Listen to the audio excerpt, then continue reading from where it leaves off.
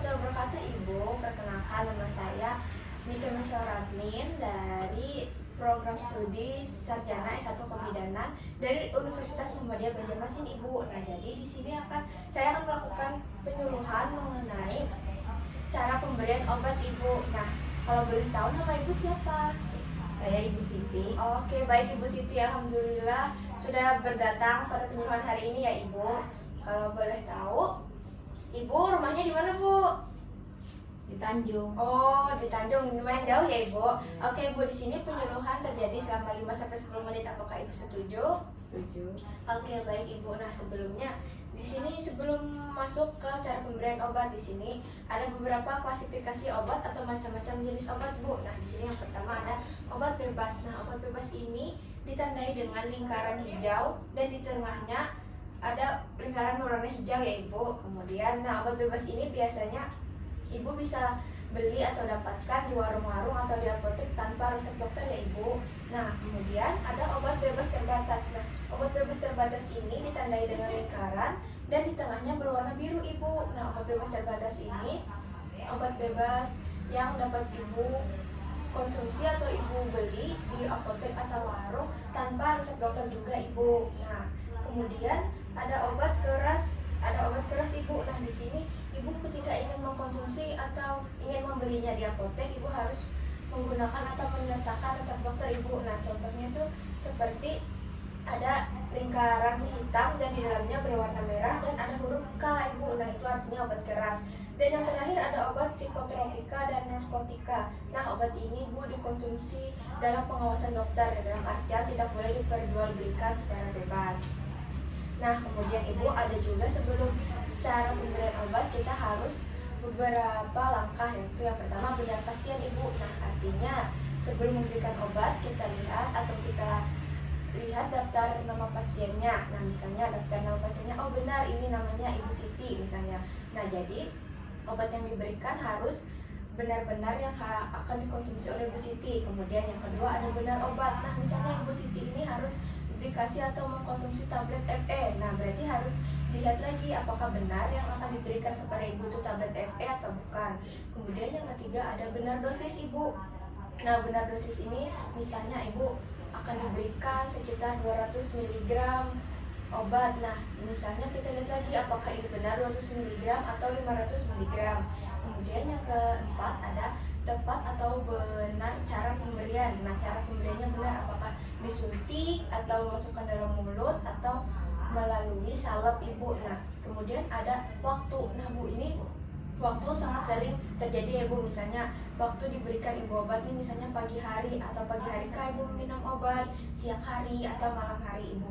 Nah, yang terakhir ada benar dokumentasi atau informasi, Ibu. Nah, di sini obat harus dicatat ketika diberikan kepada Ibu, obat dicatat dan saya sebagai tenaga kesehatan akan menjelaskan jadi obat ini diberikan untuk ini misalnya, itu harus melalui atau benar secara informasi, Bu.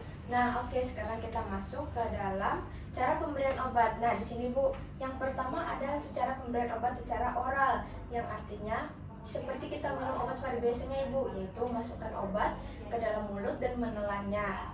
Kemudian yang kedua ada secara sublingual dan bungkal, yang artinya obat tersebut ditaruh di bawah lidah atau di bagian belakang pipi, Ibu. Nah, jadi obat tersebut akan langsung diserap oleh pena. Terus yang ketiga ada secara parental atau suntikan. Nah, biasanya obat di sini, Ibu, diberikan secara parental suntikan biasanya seperti KB atau obat yang lainnya. Kemudian secara inhalasi atau melalui mulut. Nah, di sini, Bu, artinya melalui mulut itu melalui uap atau udara, Bu. Misalnya obat atau alat terapi. Nah, di situ dihirup melalui mulut, udara yang dihirup itu adalah uap, Ibu. Kemudian ada juga melalui kulit atau topikal. Nah, melalui kulit ini, Bu, seperti salep, Bu. Nah, misalnya Ibu gatal-gatal, Ibu bisa menggunakan salep untuk meredakan gatal ya, Bu, pada kulit. Kemudian ada secara rektal atau melalui dubur. Nah, ini biasanya ketika Ibu sembelit atau susah BAB ya, Ibu. Nah, Ibu biasanya kan ada salah satu brand atau obat yaitu Microlax. Nah, ibu tinggal memasukkan ke dalam tubur. Nah, jadi di situ obat akan diserap melalui dinding-dinding rektum. Kemudian yang ketujuh ada secara okular atau melalui mata ibu. Nah, di sini secara okular ini ibu pasti sering atau terbiasa lah menggunakan tetes mata. Nah, tetes mata ini berfungsi untuk misalnya kayak mata kita kotor atau mata kita ada yang merasa kurang ibu. Nah, jadi bisa melalui mata. Kemudian ada yang secara nasal atau melalui hidung. Misalnya nih, ibu lagi pilek, terus ibu agak susah pernapasan, jadi ibu bisa menggunakan inhaler sebagai sarana untuk memperlancar jalan pernapasannya ibu. Kemudian ada secara vaginal ibu. Nah, di sini obat dimasukkan ke dalam vagina ibu. Nah, biasanya obat ini diberikan kepada wanita atau ibu-ibu yang sudah menopause untuk menghentikan pendarahan pada dinding rahimnya ibu. Kemudian yang terakhir ada melalui telinga ibu. Nah, di sini pasti juga ada si ibu atau sering lah pakai obat tetes telinga. Bisa telinga ibu lagi sakit atau berdengung, pasti ibu sering menggunakan obat tetes telinga, yaitu melalui cara pemakainya melalui telinga ibu. Nah, jadi itu saja penyuluhan dari saya ibu. Apakah ada yang ingin ditanyakan? Saya ingin bertanya, obat paracetamol itu golongan obat apa? Oh, jadi begini bu, paracetamol kan sepertinya bisa dibeli di warung atau di apotek ya ibu. Dalam artian obat tersebut obat bebas ibu. Ibu bisa membelinya tanpa resep dokter ibu. Ya ibu, terima kasih. Ada lagi yang ditanyakan ibu? Tidak ibu. Oke, kalau tidak ada, terima kasih ibu telah menyimak penyuluhan dari saya selama ini. Bila ada salah kata saya mohon maaf. Sebelumnya kita mari membaca alhamdulillah bersama-sama. Alhamdulillahirobbilalamin. Terima kasih ibu. Sekian saya pamit undur diri. Assalamualaikum warahmatullahi wabarakatuh. Waalaikumsalam.